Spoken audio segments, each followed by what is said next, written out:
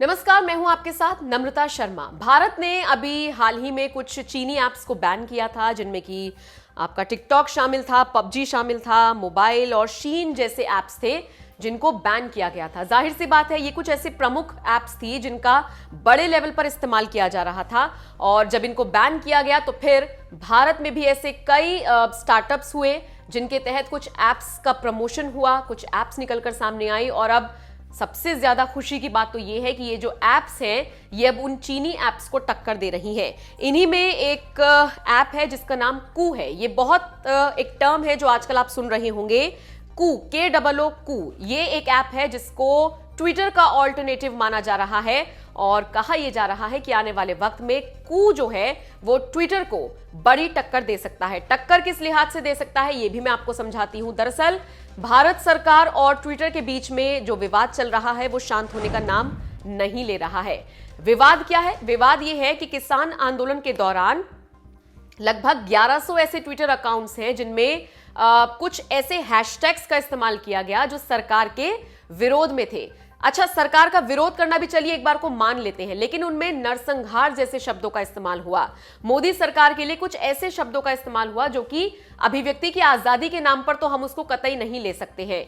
यही वजह है कि भारत सरकार ने ट्विटर से ऐसे लगभग 1100 अकाउंट्स को ब्लॉक करने की बात कही, लेकिन ट्विटर ने कहा कि ये अभिव्यक्ति की आजादी के जो नियम हैं उनका उल्लंघन होगा अगर हम सिर्फ एक हैशटैग के आधार पर किसी का अकाउंट ब्लॉक कर दे। फिर भी ट्विटर ने कहा कि आपके कहने से हमने लगभग 250-300 अकाउंट्स ब्लॉक कर दिए हैं, लेकिन 1100-1150 अकाउंट हम ब्लॉक नहीं कर सकते हैं। जाहिर तौर पर भारत सरकार ने फिर ट्विटर को लताड़ लगाई, नोटिस जारी किया गया केंद्र सरकार की तरफ से, लेकिन ट्विटर भी अड़ा हुआ है और भारत सरकार भी अड़ी हुई है। इन सब के बीच में ये कू ऐप आई है जिसको बनाया है अप्रमेय राधाकृष्णन और उनकी टीम ने। हालांकि ये बनाया तो मार्च 2020 में था, लेकिन इसको अब यूज में लाया जा रहा है। कई ऐसे केंद्रीय मंत्री हैं, बीजेपी के नेता हैं, सेलिब्रिटीज हैं और बहुत सारे ऐसे लोग हैं जिन्होंने कू ऐप को डाउनलोड कर लिया है। लगभग 1 मिलियन लोग बताए जा रहे हैं जिन्होंने अब तक इस ऐप को डाउनलोड किया है, और ये ट्विटर का ऑल्टरनेटिव बताई जा रही है। जैसे कि जब आप इसे डाउनलोड करेंगे, ये आपके आईफोन पर भी अवेलेबल है, या आपके एंड्रॉयड पर भी अवेलेबल है। उसके बाद जब आप साइन अप कर लेंगे तो फिर आपको बिल्कुल वैसी ही एक स्क्रीन खुलकर नजर आएगी जैसे कि ट्विटर पर आती है।